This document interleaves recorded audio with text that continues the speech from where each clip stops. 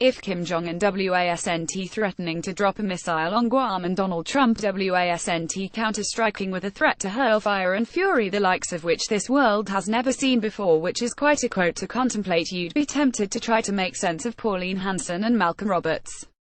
Such a task, of course, is teetering on the preposterous, but given we're not likely to sort out Kim and Donald in the near future, a period which may or may not eventuate, depending on whether either is allowed near the launch codes in their current states of mind, we may as well content ourselves with Pauline and Malcolm.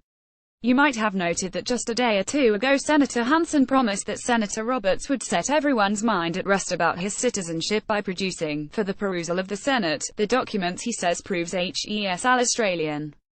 Senator Hanson insisted she and Roberts wanted it settled so the long-suffering Australian people wouldn't be burdened with the cost of a high court case.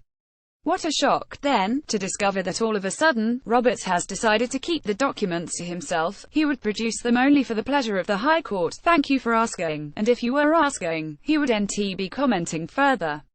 And none other than Hanson, Senator Roberts' leader and staunch defender, would be referring his case for the expensive judgment of the High Court. One Nation Senator Malcolm Roberts during a press conference at Parliament House in Canberra.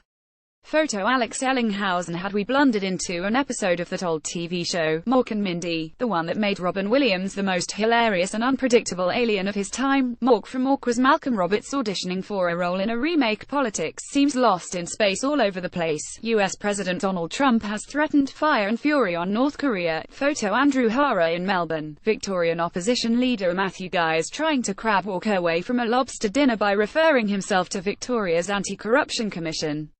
Call it getting in first. Hanson and Roberts knew that Roberts' spot of bother was about to be referred to the High Court by the Greens, who have suffered more than a bit of pain with the tricky business of dual citizenship. Pauline and Malcolm weren't about to give the Greens the satisfaction of outsourcing any of the pain to One Nation, so they, too, got in first.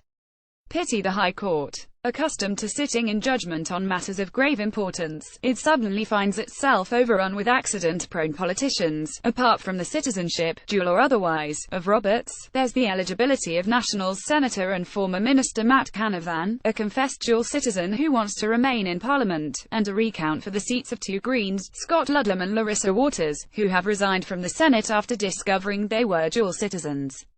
And then there is the challenge by Labour to the right of the Assistant Health Minister and Nationals MP, David Gillespie, to remain in Parliament.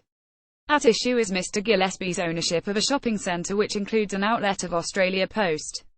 Under Section 44 of the Constitution, anyone with a direct or indirect pecuniary interest in an agreement with the Commonwealth is disqualified to sit as an MP. Oh, and to round out the High Court's fun, it will consider a challenge to the legality of the coalition government's decision to hold a postal vote on same-sex marriage. Unless, of course, Kim and Donald get in first, and blow up the world.